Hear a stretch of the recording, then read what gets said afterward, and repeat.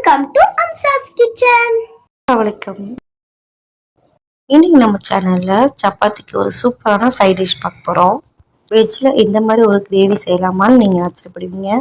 அந்த கிரேவி அப்படி இருக்கும். அதுக்கு முதல்ல ஒரு பேன்ல கொஞ்சமா நல்லெண்ணெய் சேர்த்துக்கோங்க. இங்க நான் 5 பெரிய வெங்காயம் பொடிசா நறுக்கி வச்சிருக்கேன், அதை சேர்த்துக்கலாம்.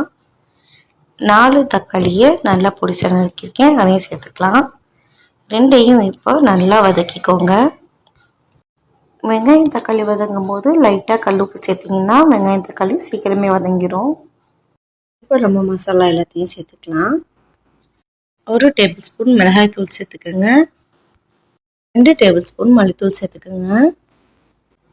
1 டேபிள் ஸ்பூன் கரம் மசாலா சேர்த்துக்கோங்க, அதாவது பட்டை ஏலக்காய் சொல்லுவோம்ல, அதை சேர்த்துக்கோங்க. 1/2 டேபிள் ஸ்பூன் சீரகத்தூள் சேர்த்துக்கோங்க. எல்லாத்தையும் சேர்த்து நல்லா வதக்கி விடுங்க, ஒரு நல்ல ஃப்ளேவர் கிடைக்கும் நமக்கு.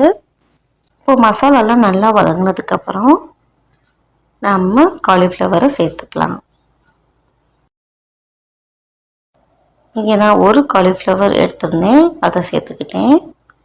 2 பச்சை குடமிளகாவும் 1 சிகப்பு குடமிளகாவும் இதோட சேர்த்துக்கிட்டேன். இப்போ நம்ம எல்லா காய்கறியும் சேர்த்து நல்லா கிளறி விடுவோம். இது நம்ம கறி மசாலா கொடுத்து செஞ்சுக்கனால ஒரு மட்டன் கிரேவியோட டேஸ்ட் கொடுக்குங்க.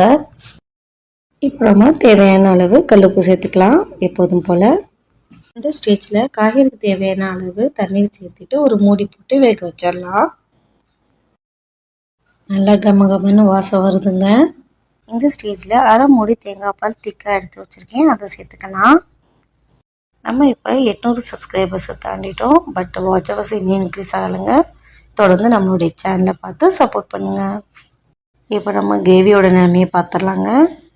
அவ்வளோதாங்க, தேங்காய் பால் ஊற்றி கொதிக்க வச்சு இறக்குனா ஒரு சூப்பரான சைட் டிஷ் ரெடி. இந்த டிஷ்ஷை கண்டிப்பாக ட்ரை பண்ணிவிட்டு கமெண்ட் பண்ணுங்கள். தேங்க்யூ.